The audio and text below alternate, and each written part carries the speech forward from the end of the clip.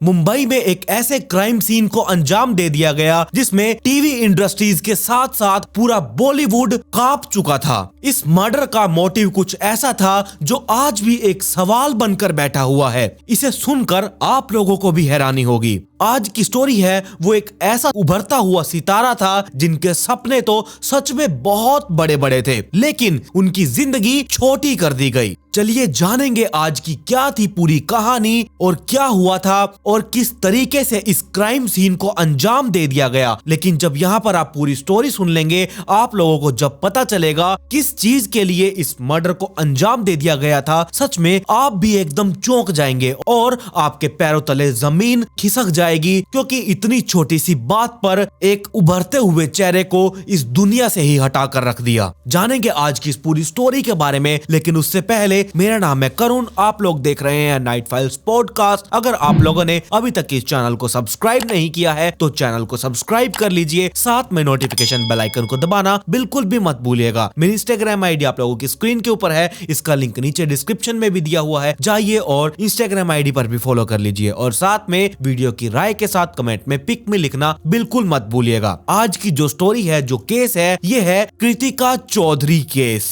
आज की स्टोरी शुरू होती है सपनों की नगरी कहे जाने वाले शहर मुंबई से। मुंबई के अंधेरी वेस्ट में आरटीओ के पास 4 बंगला स्थित एसआरए सोसाइटी है। एसआरए का मतलब है स्लम रिहैबिलिटेशन अथॉरिटी। 12 जून 2017 के दिन सुबह 10 बजे के करीब एक शख्स पुलिस वालों को कॉल करता है। इन्होंने बताया कि भैरवनाथ सोसाइटी के पास 5वीं मंजिल पर रूम नंबर 503 से एक अजीब सी स्मेल आ रही है। ऐसा लग रहा है कि किसी जीव का शरीर सड़ रहा हो। ये इलाका अंबोली पुलिस स्टेशन के अंतर्गत आया करता था। खबर मिलते ही पुलिस वालों को तुरंत वहां के जो इंस्पेक्टर, जो पुलिस स्टेशन के इंचार्ज थे, वो तुरंत इस बिल्डिंग की तरफ आए। यहाँ का मामला एकदम गंभीर होने लगा था, जिस वजह से इस अपार्टमेंट के रूम 503 से बदबू आ रही थी। वहीं पर लोग इकट्ठा होने लगे थे। लोग ये समझने के लिए वहां पर इकट्ठा हुए थे कि आखिरकार ये सब माजरा क्या है। चंद मिनटों में ही पुलिस वाले वहां पर पहुंच चुके थे। फ्लैट का मेन दरवाजा बंद था, उस दरवाजे पर ताला लगा हुआ था। पता चलता है कि ये फ्लैट फिल्म और टीवी सीरियल्स में काम करने वाली एक एक्ट्रेस कृतिका चौधरी का है। ये करीब 2-3 सालों से ही इस फ्लैट में रह रही हैं। यहाँ आसपास में रहने वाले लोगों से पुलिस वाले पूछते हैं कि आखिरी बार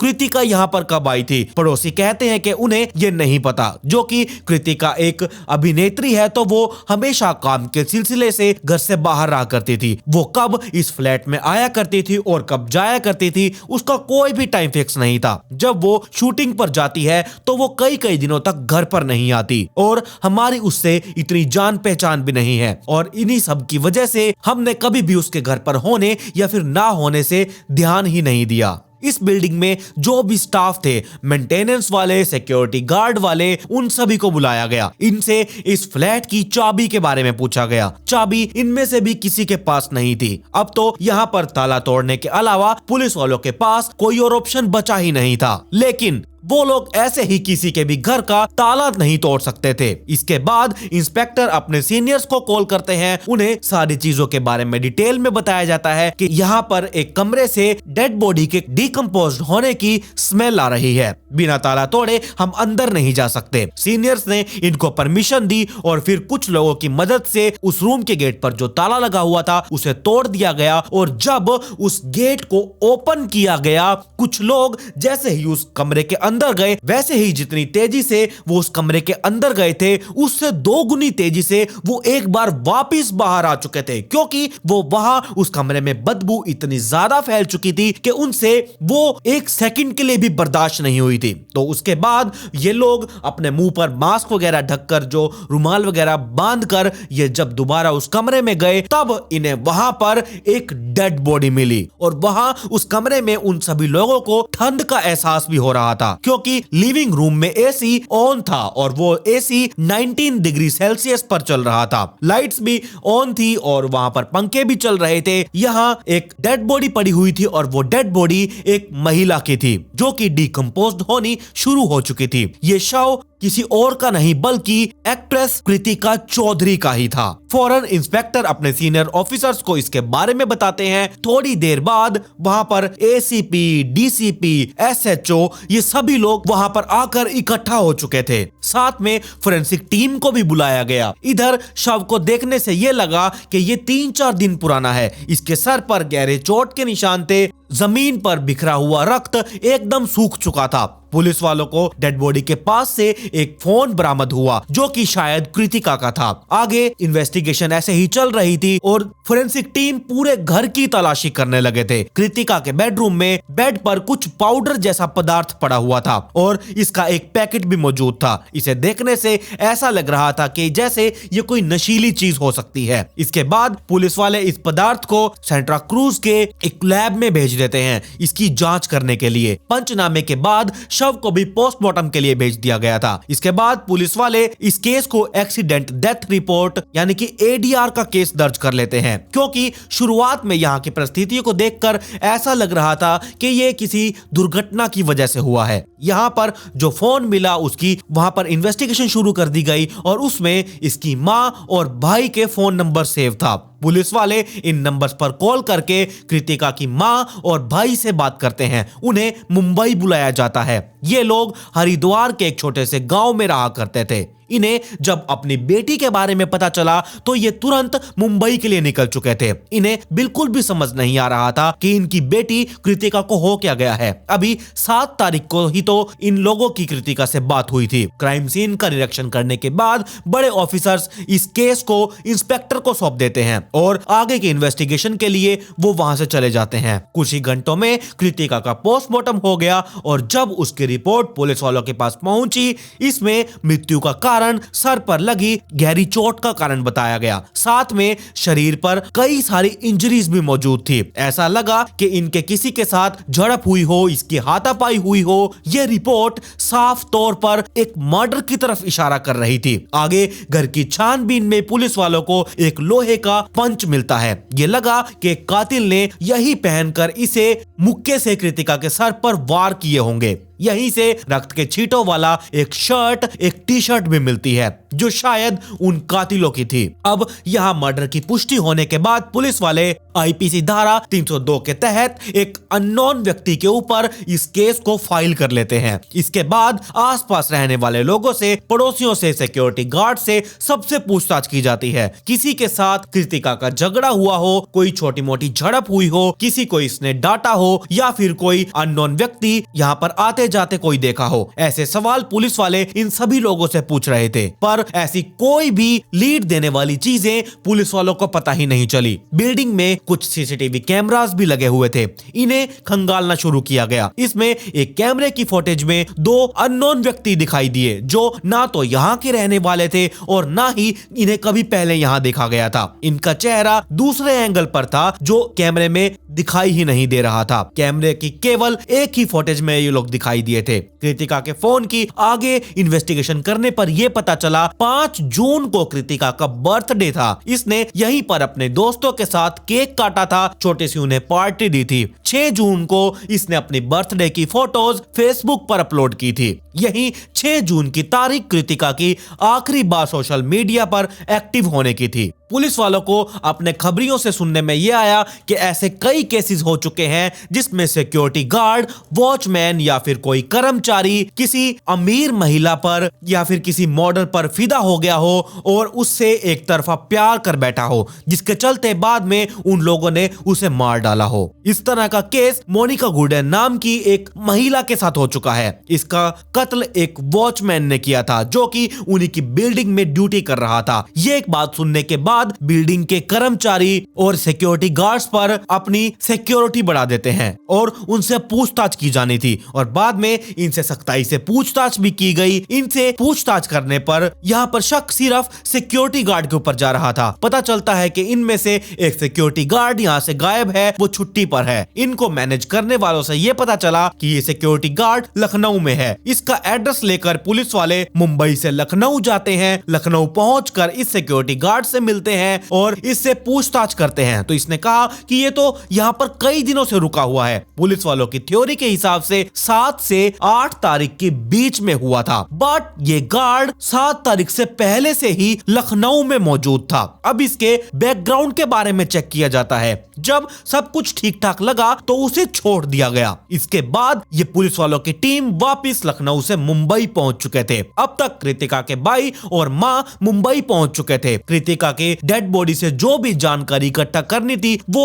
फोरेंसिक टीम वाले कर चुके थे और इसके बाद ये डेड बॉडी उसकी मां और उसके भाई को सौंप दिया गया। ये लोग अपनी बेटी की हालत देखकर एकदम टूट चुके थे। इन्हें यकीन ही नहीं हो रहा था कि यहाँ ऐसा कुछ भी हो गया है। कृतिका की आखिरकार किससे दुश्मनी हो सकती है? वो तो बस अपनी सपने पूरे करने के लिए, एक्ट्रेस बनने के लिए मुंबई आई थी। बाद में कृतिका की डेड बॉडी का मुंबई में ही अंतिम संस्कार कर दिया गया। ये केस अब हाई प्रोफाइल केस बन चुका था। अंबोली पुलिस वालों के साथ क्राइम ब्रांच भी इसमें इन्वॉल्व हो चुकी थी। कृतिका के फोन की सारी कॉल डिटेल्स निकलवाई गई। इसमें ज्यादातर इसके दोस्तों के, फिल्मों और टीवी सीरियल्स के डायरेक्टर, प्रोड्यूसर्स, इन सब के नंबर थे। बारी बारी करके सभी लोगों से पूछताछ की गई, लेकिन कहीं से कोई भी लीड नहीं मिली। क्राइम ब्रांच की टीम कृतिका की मां और भाई से पूछताछ करने का फैसला करते हैं। शायद कभी कृतिका ने इन्हें कुछ बताया होगा या फिर इन लोगों को कृतिका से किसी की दुश्मनी के बारे में पता होगा। मां और भाई से पूछताछ में कुछ हैरान कर देने वाली चीजें पता चलती हैं। कृतिका चौधरी एके ज्योति चौधरी उत्तराखंड में अपने परिवार के साथ रहा करती थी। इसके पिता अपने क्षेत्र में बहुत सम्मानीय इंसान थे। ये मिडिल क्लास फैमिली से बिलोंग करते थे और इनके पास पैसे ठीक ठाक ही थे। कृतिका का स्कूल ऐसा था जहां पर नाटकीय प्रोग्राम भी होते थे। इसी वजह से इसकी एक्टिंग में रुचि पैदा हो चुकी थी। धीरे धीरे इसकी एक्टिंग की रुचि अब यहाँ पर इसका ड्रीम बन चुका था कि इसे बड़े होकर एक्ट्रेस बनना है। अब ये काफी शौक से बढ़ चढ़कर स्कूल के प्रोग्राम्स में, ड्रामा में, जहाँ पर भी इसे एक्टिंग करने का मौका मिलता था, ये वो मौका कभी नहीं छोड़ती थी। ये हमेशा उन लाइंस में सबसे आगे खड़ी मिलती थी। अपनी एक्टिंग की वजह से ये स्कूल में काफी अवार्ड्स भी जीत चुके थे। इसका यहाँ पर आत्मविश्वास भी बहुत ज्यादा बढ़ चुका था कि ये एक्ट्रेस बन सकती है। एक दिन ये अपने माता पिता से एक्टिंग में करियर बनाने के लिए मुंबई जाने की बात करती है। माता पिता को यह बिल्कुल भी अच्छा नहीं लगा। ये चाहते थे कि ज्योति पढ़ाई लिखाई करे, डॉक्टर या फिर इंजीनियर जैसी सर्विसेज करे। आमतौर पर जैसा मिडिल क्लास फैमिलीज में होता है वही चीज यहाँ ज्योति के साथ भी हो रही थी। इसने अपने माता पिता की बातों पर बिल्कुल भी ध्यान नहीं दिया। इसने कहीं से सुना कि मॉडलिंग करने से डायरेक्टर और प्रोड्यूसर्स की नजर पड़ जाती है, जिससे वो लोग फिल्मों में काम दे देते हैं। यही सुनकर कृतिका ने अपना फोटोशूट कराया और एक अच्छी सी प्रोफाइल तैयार की। इसके बाद ये उत्तराखंड में ही छोटे छोटे एडवर्टाइजमेंट की एजेंसीज में अपनी प्रोफाइल्स भेजना शुरू कर देती है। कहीं पर ये खुद जाया करती थी तो कहीं पर ये प्रोफाइल भेज देती थी। ऐसे करते करते इसको छोटे मोटे मॉडलिंग का काम मिलने लगा था। थोड़े बहुत पैसा भी ये कमाने लगी थी। इसने मुंबई में भी कई जगहों पर अपनी प्रोफाइल भेजना शुरू किया। यहाँ से भी इसे ऑफर आने लगे थे। अब यहाँ पर क्या था, ये अपने माता पिता से मुंबई जाने के लिए रिक्वेस्ट करती है। बेटी के सपनों से तो नहीं, लेकिन इसके काम के प्रति इसकी लगन को देखकर इसके माता पिता ने इसे मुंबई जाने की इजाजत दे दी थी। इसके बाद 2009 में कृतिका मुंबई पहुंच जाती है। धीरे धीरे इसको मॉडलिंग में बहुत सारे काम मिलने लगे और इसका पैशन था सिर्फ एक्टिंग करना। मॉडलिंग के काम इसे इतने मिलने लगे कि ये फिल्मों के लिए ऑडिशन देने के लिए जा ही नहीं पाती थी। इस वजह से इसने मॉडलिंग के कई सारे ऑफर्स को ठुकरा दिया ताकि इसको ऑडिशंस देने का टाइम मिल सके। एक्टिंग की दुनिया में इसे छोटी मोटी फिल्मों में काम मिलने लगा था, लेकिन जैसा इसने सोचा था, जैसे इसने सपने देखे थे, वैसा काम इसे मिल ही नहीं रहा था। इसने बहुत इधर उधर के चक्कर काटे, लोगों के सामने अपनी एक से एक प्रेजेंटेशन रखी, मॉडलिंग की, सब कुछ किया, लेकिन इसे काम ही नहीं मिल रहा था। इसे अपना खर्चा भी उठाना था, इसीलिए ये मॉडलिंग को पूरी तरह से छोड़कर एक्टिंग पर फोकस कर ही नहीं सकती थी। मजबूरी में इसे मॉडलिंग करनी पड़ रही थी। साल 2010 में कृतिका किसी फिल्म के कारण दिल्ली पहुंच जाती है। यहीं पर एक पार्टी के दौरान इसकी मुलाकात दिल्ली के बिजनेसमैन राज त्रिवेदी से हो जाती है। इनमें दोस्ती हुई और दोस्ती से प्यार हो चुका था। आगे घर वालों की सहमति से इन दोनों ने शादी तक कर ली थी। शादी के बाद कृतिका अपने सपनों को नहीं भूलती और पूरी लगन से काम करती रहती है। एक जगह से दूसरी जगह पर जाना, ऑडिशंस देना, इसी में मॉडलिंग भी करना, जो कि ये अपने पति राज के साथ दिल्ली में रहती थी और जब इसे काम मिलता तो इसे मुंबई भी जाना पड़ता था। इसको कई कई दिनों तक घर से दूर रहना पड़ता था। कई भी कुछ भी यहाँ पर नियमित नहीं था। वो अगर चाहे तो भी वो अपने पति के पास दिल्ली नहीं जा सकती थी। जब भी काम मिलता था तो इसे तुरंत सामान पैक करके निकल जाना होता था। जब ये फ्री होती थी तब दिल्ली आ जाया करती थी। शादी के 1 साल तक ही सब कुछ ऐसे चलता रहा। कृतिका ने दिल्ली और मुंबई को एक कर दिया था। इसके बाद इसके पति राज त्रिवेदी ये चाहते थे कि कृतिका यहीं पर रहे, यहीं पर जो काम मिल रहा है वो यही करे,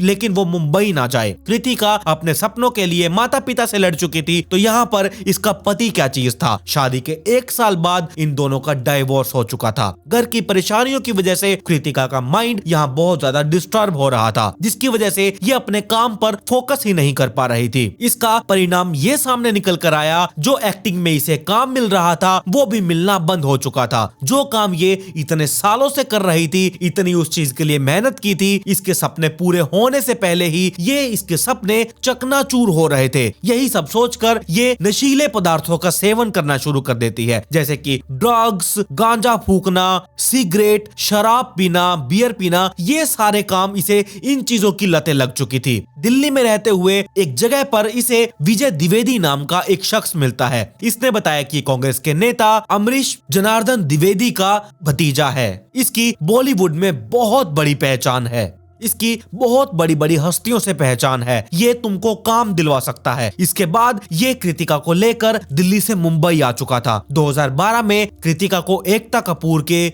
बालाजी प्रोडक्शन हाउस में परिचय नामक एक टीवी सीरियल में काम मिल चुका था। कृतिका को लगा कि अब यहाँ से इसका करियर शुरू होगा। आगे चलकर कृतिका और विजय शादी कर लेते हैं और मुंबई के लोखंडवाला में एक अपार्टमेंट में रहने लगते हैं। 2012 में कृतिका विजय से अलग हो जाती है, बाद में उसे डाइवोर्स भी दे देती है। इन्हीं दिनों एक एक्ट्रेस कंगना रनौत की एक फिल्म की शूटिंग चल रही थी। फिल्म का नाम था रज्जो। कृतिका को इसमें एक सहायक अभिनेत्री का रोल मिला था। ये इसके लिए एक पहला बहुत बड़ा प्रोजेक्ट था। वैसे ये फिल्म बॉक्स ऑफिस पर कुछ खास कर नहीं पाई, लेकिन कृतिका की एक्टिंग को लोगों ने बहुत उसकी तारीफ की थी। इस फिल्म की वजह से कई सारे डायरेक्टर्स और प्रोड्यूसर्स इसे जानने पहचानने लगे थे। इसके बाद से धीरे धीरे कृतिका का एक्टिंग करियर ट्रैक पर आने लगा था। ये हिंदी फिल्मों के साथ साथ साउथ इंडस्ट्रीज की फिल्मों में भी काम करने लगी थी। सावधान इंडिया क्राइम शो में भी इसने काम किया है। इसे वहां पर भी बहुत अच्छा काम मिलने लगा था। फिर 12 जून 2017 को अचानक मीडिया में आया कि कृतिका का मर्डर हो चुका है। ये सारी बातें माँ और भाई पुलिस वालों को बताते हैं। पुलिस वाले कृतिका की कहानी को सुनकर पुलिस वालों का शक अब 2 लोगों पर आता है। इसके बाद दिल्ली में कृतिका के पहले पति राज त्रिवेदी से पुलिस वाले बात करते हैं। ये एक नॉर्मल इंसान था, कोई इसका पिछला क्रिमिनल रिकॉर्ड नहीं था। 2011 में डाइवोर्स के बाद शायद ही इसने कभी कृतिका से बात की हो या फिर उससे कभी मिला हो। पुलिस वालों में बयान दर्ज करने के बाद पहले पति राज त्रिवेदी को तो छोड़ दिया गया। अब बारी थी दूसरे पति विजय द्विवेदी से पूछताछ करने की। इससे पूछताछ करने से पहले पुलिस वाले इसके बारे में पता लगाते हैं। पता चला कि ये तो एक हिस्ट्री शीटर है। 2012 से ये जेल में मौजूद है। इसका क्राइम था लोगों को बेवकूफ बनाकर उनसे पैसे लूटना, जो कि इसका सरनेम द्विवेदी था। तो इसी बात का फायदा उठाकर ये हाई प्रोफाइल लोगों से मिलता और कहता कि ये कांग्रेस के जाने माने पॉलिटिशियन जनार्दन द्विवेदी का भतीजा है। लोग इस पर आसानी से भरोसा कर लेते थे और ये लोगों से बात करने में बहुत माहिर था। ये किसी को भी कन्विंस कर दिया करता था। लोगों को ये लगता था कि अगर ये हमारे साथ हो तो पॉलिटिकल पावर भी हमारे साथ रहेगी। इस तरह से विजय लोगों से पैसे हैंटता था, बड़े बड़े लोन्स दिलाकर माफ कराने का लालच दिया करता था। जब तक लोगों को खुद के लूटने का एहसास होता था तब तक ये फरार हो जाता था। इसने बॉलीवुड में गोविंदा, श्वेता तिवारी, एकता कपूर जैसी लोगों से ये ठगी कर चुका था। साथ ही साथ इसने कांग्रेस के एक नामी लीडर अमरीश पटेल से भी लाखों रुपए वसूल कर लिए थे, ये बोलकर कि जनार्दन द्विवेदी इसके चाचा जी लगते हैं। जब इन्हें अपने ठगे जाने का एहसास हुआ तब ये उस टाइम के चीफ मिनिस्टर पृथ्वीराज चव्हाण को इस ठगी के बारे में बताते हैं। इन्होंने ये नहीं बताया कि वो कोई बहरूपिया था, बल्कि उन्होंने ये बताया कि वो जनार्दन जी के भतीजे ने ठगी की है। पृथ्वीराज जनार्दन को बुलवाते हैं और उनसे शिकायत शिकायत करते हैं कि ये सब क्या चल रहा है, आपके भतीजे ने उनसे ऐसे ऐसे ठगी कर ली है। ये सब सुनकर जनार्दन द्विवेदी थोड़ा सा परेशान हो चुके थे। ये कहते हैं कि इनका विजय नाम का कोई भी भतीजा नहीं है, इनके नाम से वो ठग इन्हें बदनाम कर रहा है। ये सब सुनकर चीफ मिनिस्टर फौरन पुलिस कमिश्नर को बुलाते हैं, उनसे इस आदमी पर एक्शन लेने का ऑर्डर देते हैं। अपनी इन्वेस्टिगेशन करके ये लोग विजय द्विवेदी को पकड़ लेते हैं। ये आदमी कांग्रेस के एक और नेता सूरज कलमड़ी को भी ठगने वाला था, लेकिन ऐसा हो पाता इससे पहले क्राइम ब्रांच ने इसे अरेस्ट कर लिया था। कुछ सालों के बाद ये छूट भी गया और फिर 2016 में ये दोबारा अरेस्ट होता है, क्योंकि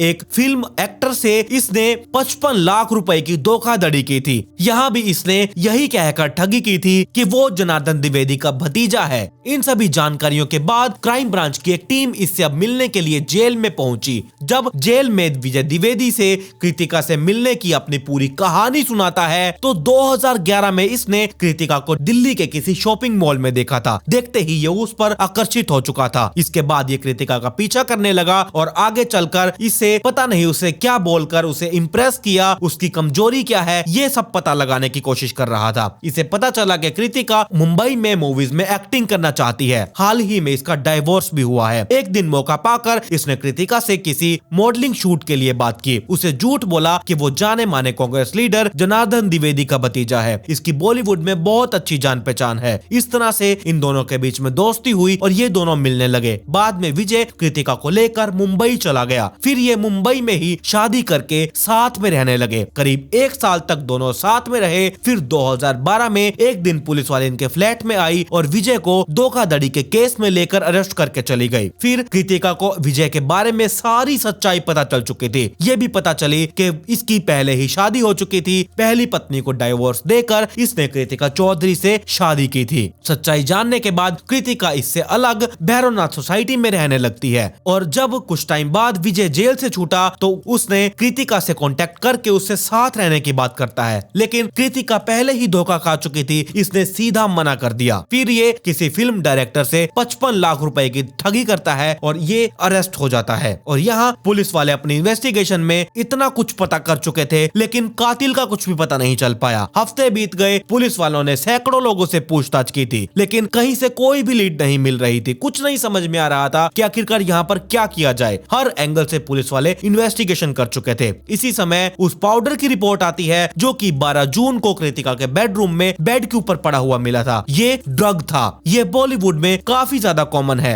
रेड मारने पर यह पदार्थ कई जगह से बरामद होता है। पुलिस वाले सोचते हैं कि इन्वेस्टिगेशन में इतने एंगल से छानबीन की गई है, क्यों ना ड्रग वाले एंगल से भी देखा जाए। इसी दौरान याद आया कि कृतिका की माँ और भाई ने अपने बयान में यह बताया था कि कृतिका की पहले शादी टूटने के बाद वो डिप्रेशन में चली गई थी। काम मिलना उसको जब बंद हो गया था तो इसी वजह से ये नशे पते करने लगी थी। पुलिस वालों ने अपने दिमागी घोड़े दौड़ाए और कृतिका की पिछले 3 सालों की कॉल डिटेल्स निकलवाई। साथ ही में कृतिका के उस समय के कॉल डिटेल्स निकलवाए गए जब इसका पहला डाइवोर्स हुआ था। इन सभी चीजों में पुलिस वालों को यहाँ एक नंबर मिला। यह नंबर आशिफ अली उर्फ सनी नाम के एक शख्स का था। ये एक ड्रग सप्लायर था जो कि कृतिका बॉलीवुड में स्ट्रगल कर रही थी। इन्हीं में इसके दोस्त भी बन चुके थे। किसी कॉमन फ्रेंड के जरिए सनी को एक नया कस्टमर मिल चुका था, वो था कृतिका चौधरी। अगर आप फिल्मों में स्ट्रगल कर रहे हैं तो आप लोगों को ऐसे बहुत से लोग मिलेंगे। आप लोगों से मेरी सिर्फ यही रिक्वेस्ट है कि आप लोग इन लोगों से सच में बहुत दूर रहिए, आपके लिए यही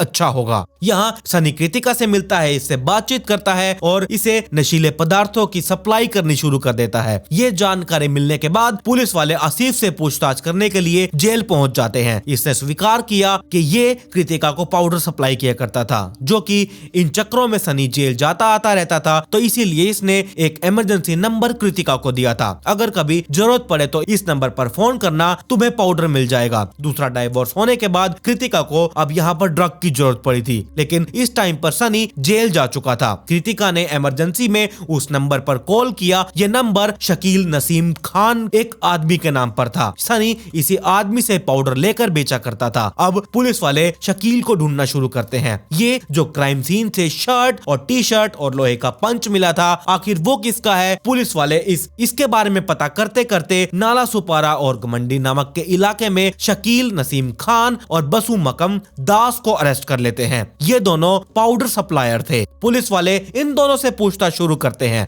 शकील ने कहा कि आसिफ अली के जेल जाने के बाद ये कृतिका को पाउडर सप्लाई करने लगा। धीरे धीरे कृतिका की इसके साथ बहुत अच्छी दोस्ती हो गई। अब यहाँ पर उधारी पर भी पाउडर की डीलिंग होने लगी थी। आगे चलकर अगस्त 2016 में शकील भी अरेस्ट होकर जेल चला गया। इस समय इसके ऊपर काफी ज्यादा कर्ज हो चुका था, क्योंकि ये अपने सीनियर सप्लायर बसु मकम दास उर्फ बादशाह से पाउडर उधार लेकर कृतिका को उधार दिया करता था। जब ये जेल में था तब इसकी कमाई धमाई बिल्कुल नहीं होती थी, ऊपर से इसके ऊपर कर्जा भी आ चुका था। 2017 में जब शकील जेल से बाहर आया तो बादशाह इससे पैसे मांगने लगा था। शकील यहाँ पर पैसे कहाँ से लाता? इसने कुछ पाउडर कृतिका को उधार दिए थे, 6,000 रुपए उसका बकाया था। कृतिका से ये मिलकर अपने पैसे मांगने लगा था, लेकिन आजकल का टाइम देते हुए कृतिका उसे बातों से टाल रही थी। ऐसे करते करते कई महीने बीत चुके थे। शकील यहाँ परेशान हो चुका था। उसने ये फैसला किया कि ये अब कृतिका के घर पर जाएगा और 6,000 रुपए वसूलेगा। अगर उसने 6,000 दे दिए तो बहुत अच्छी बात है, अगर नहीं दिए तो वो उसे खत्म कर देगा।